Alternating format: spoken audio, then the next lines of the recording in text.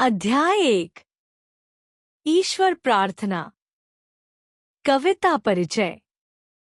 प्रस्तुत कविता में बताया गया है कि ईश्वर वह शक्ति है जो मनुष्य के सभी कार्य संपन्न करने में उसकी सहायता करती है और मानव जाति को समृद्ध बनाती है।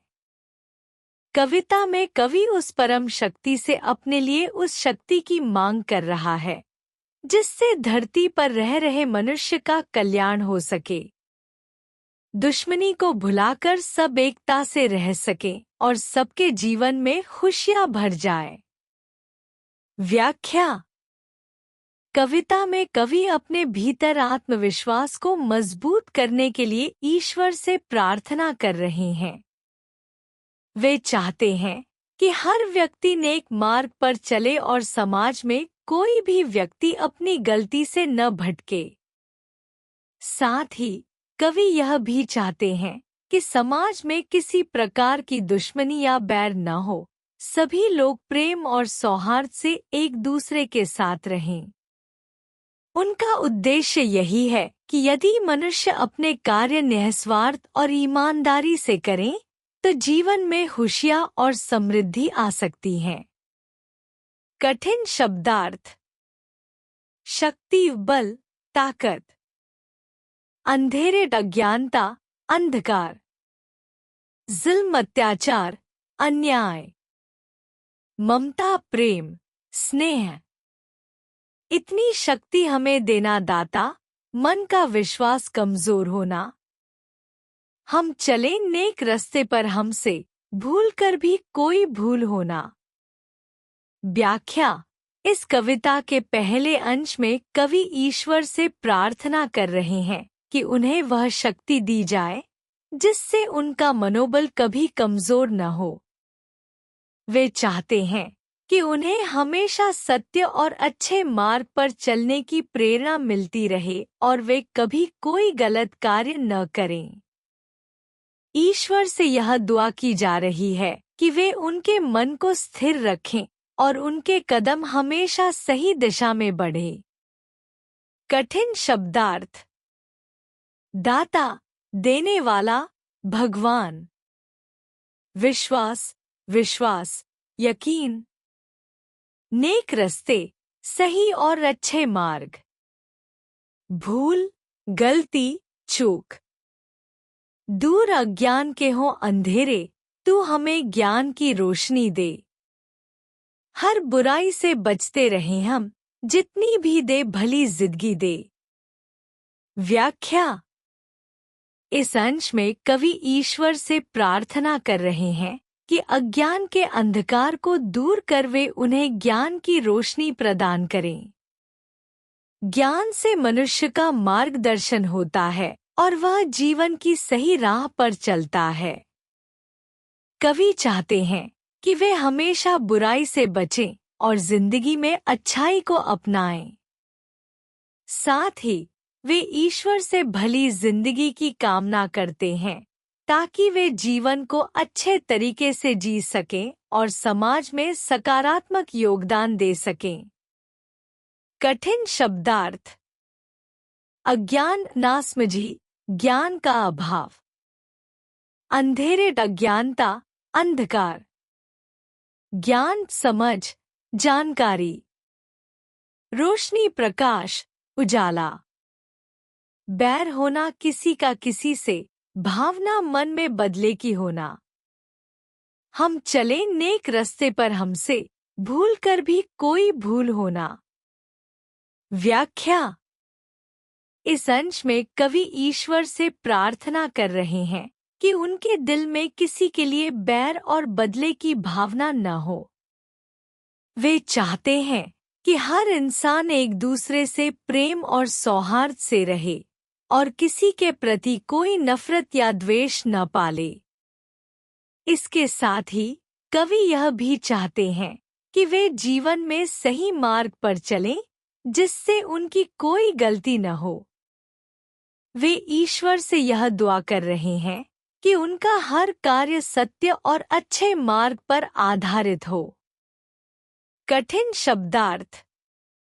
बैर, दुश्मनी, नफरत। भावना विचार, मन की स्थिति। बदले की भावना, प्रतिशोध, प्रतिहिंसा की भावना। भूल, गलती, चूक। हम न सोचे हमें क्या मिला है, हम यह सोचे किया क्या है अर्पण। फूल खुशियों के बाटे सभी को, सबका जीवन ही बन जाए मधुबन। व्याख्या। इस अंश में कवि यह कह रहे हैं कि हमें यह नहीं सोचना चाहिए कि हमें क्या मिला है, बल्कि हमें यह विचार करना चाहिए कि हमने दूसरों के लिए क्या किया है। हमारे जीवन का उद्देश्य यह होना चाहिए कि हम दूसरों की खुशियों में भागीदार बने और सभी के जीवन को सुखमय और सुंदर बनाएं, जैसे बगिया में फूल खिलते हैं और वातावरण को खुशबू से भर देते हैं। कवि का यह संदेश है कि हम सभी को मिलकर एक दूसरे के जीवन में खुशी बांटनी चाहिए, ताकि हर किसी का जीवन सुंदर हो।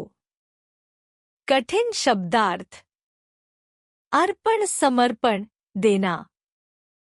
मधुबन, गुलशन, बगिया, जहाँ फूलों की खुशबू हो। खुशियाँ, आनंद, सुख। बांटे, वितरित करना, साझा करना। अपनी करुणा का जल तू बहा के, कर दे पावन हर एक मन का कोना। हम चले नेक रास्ते पर, हमसे भूल कर भी कोई भूल होना। व्याख्या। इस अंश में कवि ईश्वर से प्रार्थना कर रहे हैं कि अपनी करुणा, दया के जल को फैलाकर वह हर किसी के मन को शुद्ध और पवित्र कर दें। कवि चाहते हैं कि हर व्यक्ति का मन शुद्ध हो और उसमें अच्छाई और सद्भावना हो। इसके साथ ही कवि यह भी चाहते हैं कि उनका खुद का मार्ग, जीवन का रास्ता हमेशा नेक और सत्य पर आधारित रहे और वे कभी किसी गलत कार्य की ओर न बढ़े, भूलकर भी किसी को नुकसान न पहुंचाएं। कठिन शब्दार्थ। करुणा, दया, ममता। पावन, शुद्ध, पवित्र। कोना, स्थान, क्षेत्र। रास्ता, मार्ग, रास्ता। हर तरफ जुल्म है, बेबसी है। सहमा समासा हर आदमी है। पाप का बोझ बढ़ता ही जाए, जाने कैसे ये धरती थमी है। व्याख्या। इस अंश में कवि समाज की वर्तमान स्थिति को व्यक्त कर रहे हैं। वे कहते हैं कि हर दिशा में जुल्म, अत्याचार और बेबसी, निराशा फैली हुई है। लोग डर और सहमे हुए हैं और उनका जीवन पाप और गलतियों से भर गया है। साथ ही कवि यह भी सवाल कर रहे हैं कि ऐसा क्यों है कि धरती, यह दुनिया अभी भी शांत और स्थिर है, जबकि यहाँ हर तरफ बुराई और पाप फैल रहा है। यह समाज के भीतर हो रही अन्यायपूर्ण स्थितियों का विरोध है और कवि भगवान से प्रश्न कर रहे हैं कि ऐसा क्यों हो रहा है। कठिन शब्दार्थ। जुल्म, अत्याचार, अन्याय। बेबसी, निराशा, असमर्थता। सहमा, डरा हुआ, भयभीत। पाप, गलत कार्य, अधर्म। बोझ, भार, दबाव। धरती, पृथ्वी, यह संसार। थमी, रुकी हुई, शांत। बोझ, ममता से तू ये उठा ले, तेरी रचना का ये अंत होना। हम चले नेक रास्ते पर, हमसे भूल कर भी कोई भूल होना। हम अंधेरे में हैं, रोशनी दे, खो न दे खुद को ही दुश्मनी से। व्याख्या। इस अंश में कवि ईश्वर से प्रार्थना कर रहे हैं कि वे ममता, प्यार और वात्सल्य के बोझ को उठाएं, ताकि यह दुनिया शांति और प्रेम से भरी रहे। वह यह चाहते हैं कि मनुष्य अपने जीवन में कोई गलत कार्य न करे और एक नेक और सच्चे मार्ग पर चले। कवि यह भी प्रार्थना कर रहे हैं कि वे अंधकार, अज्ञानता और नफरत में घिरे हुए हैं और ईश्वर उन्हें ज्ञान की रोशनी दे ताकि वे सही रास्ते पर चल सकें। कवि यह चाहते हैं कि वे स्वयं को नफरत और बैर से बचाकर सभी के साथ प्रेम और एकता के साथ रह सकें। कठिन शब्दार्थ। बोझ, भार, दबाव। ममता, मातृत्व का प्यार, वात्सल्य। रचना, सृष्टि, निर्माण। दुश्मनी, नफरत, वैर। हम सजा पाए अपने किए की, मौत भी हो तो सह लें खुशी से। कल जो गुजरा है फिर से ना गुजरे, आने वाला वो कल ऐसा होना। हम चले नेक रास्ते पर, हमसे भूल कर भी कोई भूल होना। व्याख्या। इस अंश में कवि ईश्वर से प्रार्थना कर रहे हैं कि यदि उन्होंने कोई गलती की हो तो उसकी सजा उन्हें मिल जाए, लेकिन साथ ही वे चाहते हैं कि वे मृत्यु को भी खुशी से स्वीकार कर सकें। वे यह भी प्रार्थना कर रहे हैं कि जो गलतियां उन्होंने अतीत में की हैं, वे भविष्य में न दोहराई जाएं। वे चाहते हैं कि आने वाला समय कल अच्छा और नेक हो, जिसमें वे सही रास्ते पर चलें और कोई गलती न करें। कठिन शब्दार्थ। सजा, दंड, परिणाम। मौत, जीवन का अंत। सह लें, सहन करें, स्वीकार करें।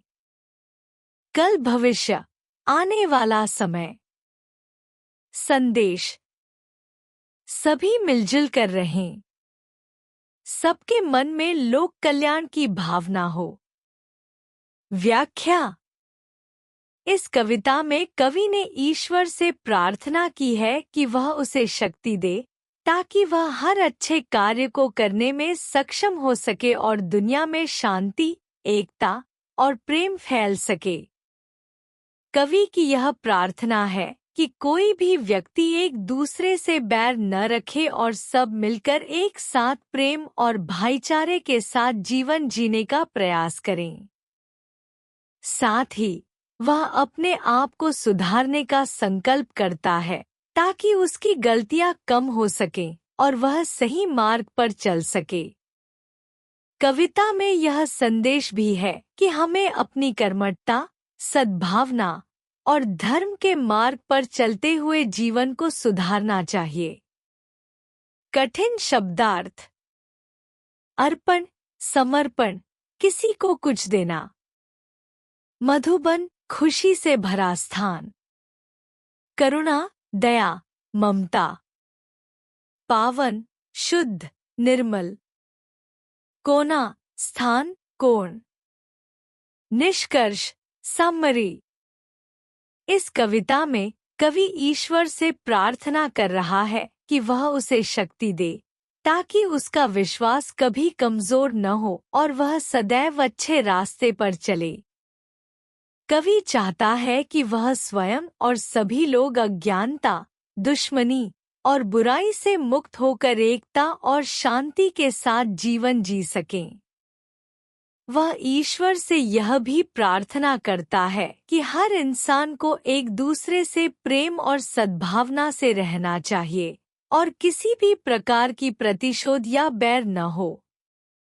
कविता में यह संदेश है कि सभी को अपने जीवन में अच्छाई और आशीर्वाद की प्राप्ति हो और एकजुट होकर सभी को एक सुखी और समृद्ध जीवन जीने का अवसर मिले।